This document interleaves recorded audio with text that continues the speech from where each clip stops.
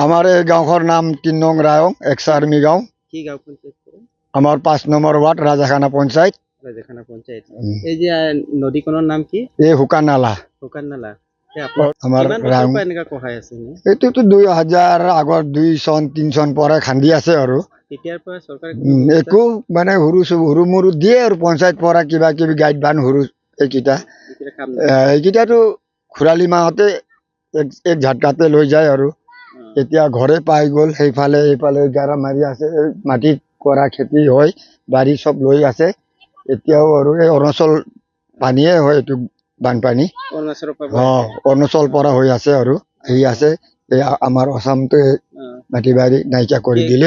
পৰিয়ালৰ মাটি বাৰী নষ্ট হৈছে নে? বহুত হৈ গ'ল আৰু ক'বলৈ গ'লে 10-12 ঘৰ ইয়াতে আছিলে। এই বা যি এইটো লগোৱা জেগা ঠাই ই চিঞৰি আছে। এই আমাৰ বাই লাগে দিদি, ইহঁতৰো লৈ আছে, সিও চিঞৰি আছে। সিহঁতক কিমান সমজাম আৰু চৰকাৰে চাই দিব বুলি আমি আশা ৰাখিছোঁ। বহুত হৈ গ'ল ইয়াত এই খেতি মাটি হয়। এইটো গাৰা এতিয়াও গিৰি আছে, আপুনি চকু দি চাই আছে আপুনি চাৰবিলাক নহয় জানো, আপুনি খুদে চকুৰ পৰা দেখিলে। আৰু তাত আমাৰ ঘৰ পালে আৰু আমাৰ মুখ্যমন্ত্ৰী ডাঙৰীয়া কি ক'ব বিচাৰে আপুনি? আমি কি আপুনি চৰকাৰে আৰু চাই দিব কিবা, আমাক দুখীয়া মানুহকেইটাক ঘৰ বাৰী আৰু ল'বই, খেতি বাৰী চব নাইকিয়াই হ'ল। সিহঁতে অলপ সহযোগ গৰীব দুখীয়াক আমাক গৰাখহনীয়াক চাই দিলে আমি এইটোৱে ধন্যবাদ জনাম আৰু কি ক'ম আৰু চৰকাৰক।